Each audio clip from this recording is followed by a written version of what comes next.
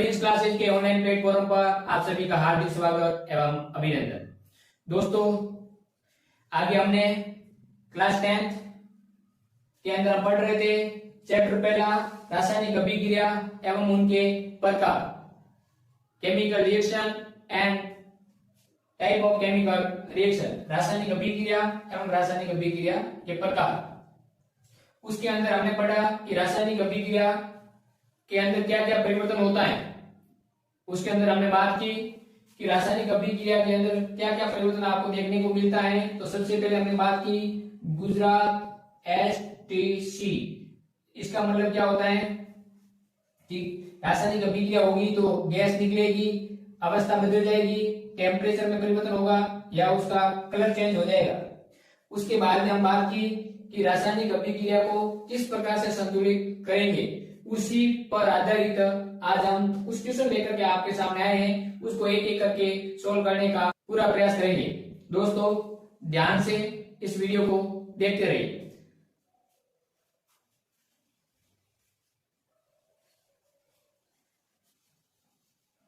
पहला क्वेश्चन है एग्जाम के अंदर आपके सामने क्वेश्चन इस प्रकार से आएगा कि निम्न रासायनिक अभिक्रिया को संतुलित कीजिए। पहला क्वेश्चन है कि HNO3 की अभिक्रिया कैल्शियम हाइड्रोक्साइड के साथ करवाते हैं तो कैल्शियम नाइट्रेट प्लस जल का अणु बनता है। इसको आपको क्या करना है, रासायनिक अभिक्रिया संतुलन में नहीं है, इसको संतुलित करना है। किस प्रकार से संतुलित करेंगे और इस संतुलित करने के लिए कौन कौन से स्टेप आपको ध्यान रखना होते हैं, उनके बारे में आप बात करेंगे। दोस्तों, जैसे हमने गुजरात एसटीसी ट्रिक्स से हमने रासायनिक अभिक्रिया में क्या क्या परिवर्तन होते हैं उसके बारे में अध्ययन किया, इसी प्रकार से आज बात करेंगे कि BTMB ये सूत्र आपको याद कर लो तो ये रासायनिक अभिक्रिया को संतुलन करना आसान हो जाएगा। सर, यहाँ बी का मतलब क्या होता है? बी का मतलब होता है ब्रेकेट, टी का मतलब होता है टेबल यानी सारणी, और यहां पर आएगा एम का मतलब मोलिकुलर, और बी का मतलब होता है बैलेंसिंग यानी बैलेंस करना, यानी ब्रैकेट लगाना, उसके बाद में टेबल बनाना, सारणी बनाना, उसके बाद में मॉलिक्यूल को क्या करना, बैलेंस करना, संतुलित करना। अब हम बात करेंगे कि इस अभिक्रिया को हम किस प्रकार से संतुलित करेंगे। देखो दोस्तों, सबसे पहला काम है ब्रैकेट लगाना। ब्रैकेट लगेंगे। अब हमारे पास में सवाल ये होता है सर, इस पर ब्रैकेट क्यों लगाते हैं? ब्रैकेट इसलिए लगाते हैं क्योंकि जो भी आपको कंपाउंड दे रखा है, अभिक्रिया दे रखी है, उसके मूल ढांचे में किसी भी प्रकार का कोई परिवर्तन नहीं करना। यानी ये जो अभिक्रिया दे रखी है इसके अंदर मूल ढांचे में किसी प्रकार का कोई परिवर्तन नहीं करना होता है। सबसे पहले हमें ब्रैकेट लगाना होता है, उसके बाद में सारणी बनानी होती है। सारणी या टेबल कैसे बनाएंगे? इसके अंदर मूल 3 कॉलम होने चाहिए। पहला कॉलम क्या होगा, तत्व का, एंड कौन कौन से तत्व हैं। उसके बाद में दूसरा कॉलम होगा अभिकारक का, और उसके बाद में कॉलम तीसरा होगा उत्पाद का। तत्व सबसे पहला क्या है, हाइड्रोजन, एक एक करके लिखेंगे। उसके बाद में क्या है, नाइट्रोजन, उसके बाद में क्या है, ऑक्सीजन, उसके बाद में क्या है, कैल्शियम, और उसके बाद में हाइड्रोजन ऑक्सीजन पहले से आ गए। अब इन तत्वों की संख्या अभिकारक में कितनी है और उत्पाद में कितनी है, इसको हम लिखेंगे सारणी के अंदर। यहाँ हाइड्रोजन 1 ये है और 2 ये है। हाइड्रोजन की संख्या कितनी है, 3 है अभिकारक में, जबकि उत्पाद के अंदर केवल 2 है। उसके बाद में नाइट्रोजन की संख्या यहाँ 1 है और यहाँ नाइट्रोजन की संख्या 2 है। ध्यान में दोस्तों, इसका पूरे जो कोष्ठक के अंदर जो तत्व दे रहे उन सभी से गुना होगा 2 का, तो इसका गुना 2 से हो जाएगा, तो नाइट्रोजन की संख्या कितनी है, 2 है। उसके बाद में ऑक्सीजन यहाँ 3 है और इसका गुना 2 से हो गए, तो 3 और 2 5। यहाँ ऑक्सीजन 5 है, जबकि ऑक्सीजन 1 और ये सब यहाँ पर कितने हैं, 7। कैल्शियम यहाँ पर 1 है और यहाँ पर भी 1 है। कैल्शियम दोनों जगह क्या है, 1 है। ये सारणी पूरी हो गई है। अब हमें क्या करना है, अभिकारक और उत्पाद के अंदर तत्वों को संतुलित करना है, समान करना है। कैल्शियम की मात्रा पहले से समान है हमें कोई परिवर्तन नहीं करना है। उसके बाद में हाइड्रोजन और ऑक्सीजन को छोड़कर अन्य तत्वों को पहले संतुलित करना होता है।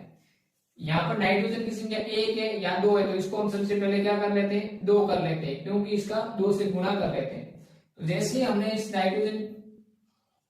नाइट्रोजन की संख्या 1 है, उसको किससे गुणा करना है, 2 से, क्योंकि हमें इस अभिकार के अंदर नाइट्रोजन की संख्या को क्या करना है, 2 करना है।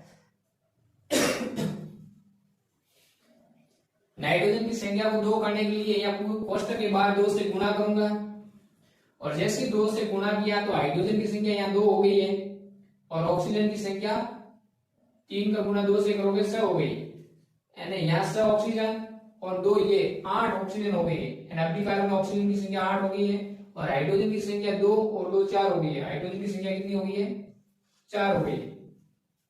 लेकिन उत्पाद के अंदर ऑक्सीजन 7 है और हाइड्रोजन 2 है, तो हमें हाइड्रोजन की संख्या को क्या करना है, 4 करना है।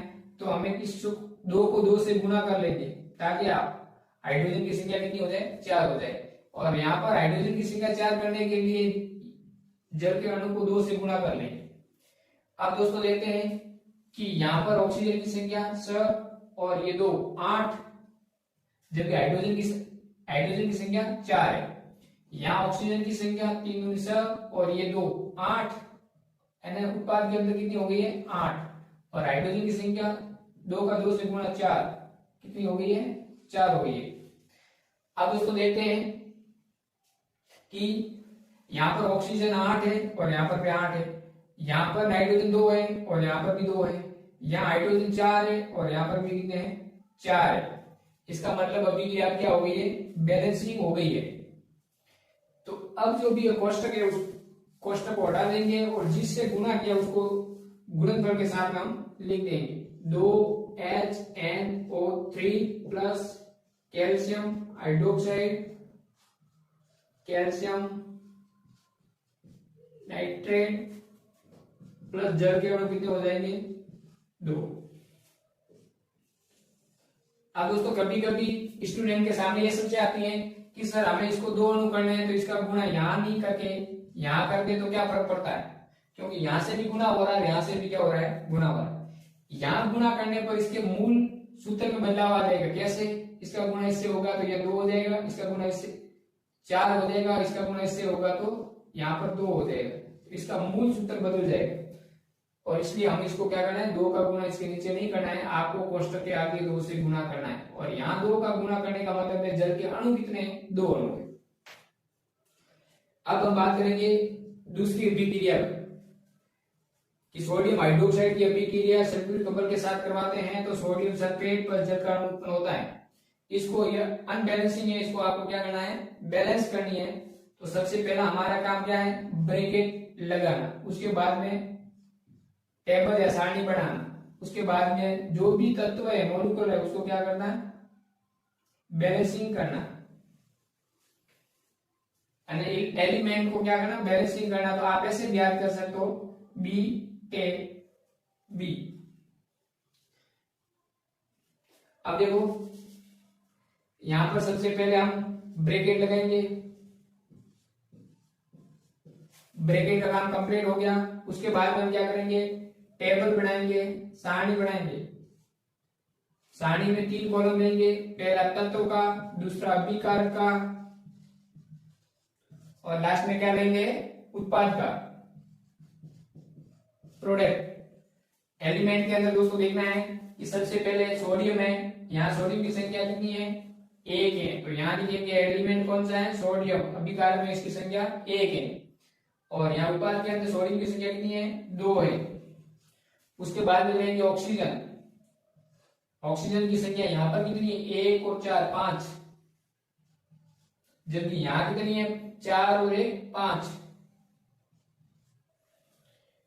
यहाँ पर हाइड्रोजन 1 और 2 3, हाइड्रोजन अभिकारक में कितने हैं, 3, और यहाँ पर हाइड्रोजन कितने हैं, 2। उसके बाद में सल्फर, सल्फर की संख्या अभिकारक के अंदर 1 है, उत्पाद के अंदर भी 1 है। सारणी को हम बंद कर लें। क्या ये सारणी दे रखी है, इसमें एलिमेंट्स हो दे करके उत्पाद और ये अभिकारक दोनों जगह इसकी संख्या समान है, नहीं अलग अलग है। तो हम क्या करेंगे, सबसे पहले इसको संतुलित करेंगे। यहाँ पर सल्फर की पहले से संतुलित है। अब हम बात करेंगे सोडियम को सबसे पहले संतुलित करेंगे, तो हम इसको क्या करेंगे, 2 करने के लिए 2 से गुणा करेंगे। जैसे ही 2 से गुणा करेंगे तो इसके बाद कोष्टक से गुणा कर लेंगे 2 से, तो ये सोडियम 2 हो गया और यहाँ पे सोडियम 2 है। लेकिन जैसे ही 2 से गुणा किया तो हाइड्रोजन और ऑक्सीजन की संख्या बदल गई है। यहाँ हाइड्रोजन कितने हो गए, 2, और 2 हाइड्रोजन, ये टोटल हाइड्रोजन की संख्या यहाँ बदल गई है, 4 हो गई है। ऑक्सीजन की संख्या 4 ये और 2 ये, ऑक्सीजन बदल करके इसकी संख्या 6 हो गई है। अब हमें हाइड्रोजन की संख्या को संतुलित करना है, तो हाइड्रोजन के अंदर यहाँ 4 है, यहाँ 2 है, तो हाइड्रोजन को क्या करेंगे, 2 से गुणा कर लेंगे, तो ये टोटल हो जाएंगे 4। यानी जल के अणु को 2 से गुणा किया, 2 और 2 4। और उसके बाद में हम देखते हैं यहाँ हाइड्रोजन की संख्या बराबर हो गई है। उसके बाद में ऑक्सीजन देखते हैं, 4 ये और 2 से गुणा करने पर 6 हो गए। अब ऑक्सीजन की संख्या भी समान हो गई है सब। अब ये देखो, यहाँ सोडियम है 2, यहाँ भी 2, ऑक्सीजन यहाँ 6, यहाँ भी 6, हाइड्रोजन यहाँ 4, यहाँ भी 4, और ये पहले से संतुलित था। तो अब क्या करेंगे, कोष्टक को हटा देंगे और उसके बाद में ऐसे कैसे लिख देंगे, 2 NaOH प्लस H2SO4, इस हाथ में अभिक्रिया करने पर Na2HO4 प्लस 2H2O, ये अभिक्रिया है, ये आपकी बैलेंसिंग अभिक्रिया है, संतुलित अभिक्रिया है। तो सबसे पहले ब्रैकेट टेबल, उसके बाद में एलिमेंट को क्या करेंगे, बैलेंसिंग करेंगे। अब यहां देखते हैं कि आपको ये तीसरी अभिक्रिया दे रखी है, इसको क्या करना है, संतुलित करना है। सबसे पहला हमारा काम ब्रैकेट लगाना, ये ब्रैकेट लगा दिए। उसके बाद में हमारा काम टेबल बनाना, सारणी। सारणी में हम क्या लिखेंगे, 3 कॉलम लिखेंगे। पहला कॉलम तत्व, दूसरा अभिकारक, तीसरा उत्पाद। इसके अंदर पहला क्या है, सोडियम, उसके बाद में क्लोरीन, उसके बाद में Hg सिल्वर, और उसके बाद में नाइट्रोजन, उसके बाद में ऑक्सीजन। ये हम सारणी पहले बना देंगे। इसको क्या करना है, संतुलित करना है। सोडियम यहाँ कितना है, 1 है, यहाँ कितना है, 1 है, दोनों जगह सोडियम की संख्या समान। उसके बाद में क्लोरीन यहाँ 1 है, यहाँ 1 है, क्लोरीन यहाँ 1 है, यहाँ 1 है, सिल्वर Hg यहाँ 1 है, यहाँ 1 है, दोनों जगह 1 है। नाइट्रोजन की संख्या 1 है, नाइट्रोजन की संख्या 1 है। ऑक्सीजन की संख्या यहाँ 3 है, ऑक्सीजन की संख्या 3 है। मतलब ये अभिक्रिया पहले से बैलेंसिंग है, केवल आपको चेक करनी थी ये अभिक्रिया बैलेंसिंग है या नहीं है। अब क्या करेंगे, कोष्टक को हटा देंगे और अभिक्रिया को ऐसे की ऐसे लिख देंगे। इसमें किसी भी प्रकार की कोई परिवर्तन नहीं करेंगे।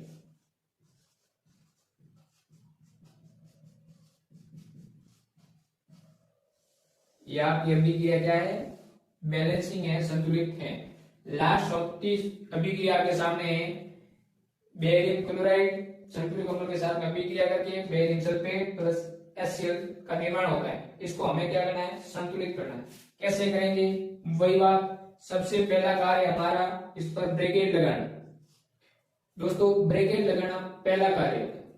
जैसे ब्रैकेट लगा दिया और ब्रैकेट के बाद में क्या था, ब्रैकेट ट का मतलब टेबल बनाना, नाम में होता है ब्रैकेट, ट का मतलब टेबल बनाना। दूसरा कार्य यहां लिखेंगे तत्व, अभिकारक और उत्पाद। तत्व के अंदर बेरियम कितना है, 1, और यहां पर बेरियम कितना है, 1। उसके बाद में क्लोरीन यहाँ 2 है, यहाँ 1 है। उसके बाद में हाइड्रोजन की संख्या, हाइड्रोजन यहाँ 2 पर और यहाँ हाइड्रोजन 1 है, यहाँ 2 है, यहाँ 1 है।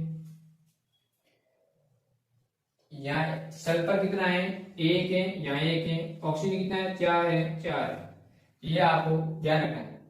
अब दोस्तों देखते हैं क्या ऑक्सीजन दोनों जगह 4 है, मतलब ऑक्सीजन पहले से संतुलित है, सल्फर संतुलित है, बेरियम संतुलित है। अब यहाँ क्लोरीन और हाइड्रोजन संतुलित नहीं है, यहाँ 2 2 है, यहाँ 1 1। तो हम सीधा क्या करेंगे, इसको 2 से गुणा कर लेंगे, इसको 2 से गुणा कर लेंगे। और दो का गुणा करेंगे, इसका मतलब हाइड्रोजन और क्लोराइड दोनों उत्पाद के अंदर यहाँ एक साथ दे रखे हैं, हम दो से गुणा कर लेंगे। अब हमारी जो अभिक्रिया बनेगी वो बैलेंसिंग हो जाएगी और क्या बनेगी, Ba बेरियम क्लोराइड सल्फ्यूरिक अम्ल के साथ में अभिक्रिया करते हैं तो बेरियम सल्फेट और साथ में जल्दी कितने अणु उत्पन्न होते हैं, 2 अणु हाइड्रोक्लोरिक अम्ल के उत्पन्न होते हैं। ये जो अभिक्रिया आपकी बैलेंसिंग अभिक्रिया है, इसमें किसी भी प्रकार का कोई संदेह नहीं है। यहाँ तक दोस्तों आपको समझ में आ गया होगा किसी भी समीकरण को किस प्रकार से संतुलित करते हैं। और वीडियो अच्छा लगा हो लाइक शेयर सब्सक्राइब जरूर करें। नेक्स्ट टाइप के क्वेश्चन की बात करेंगे कि कोई आपके केवल नाम देकर अभिक्रिया दे रखी हो और फिर आपको क्या करना होता है, अभिक्रिया बनानी हो और उसके बाद में अभिक्रिया को संतुलित करना हो, तो हम किस प्रकार से करेंगे। अगला क्वेश्चन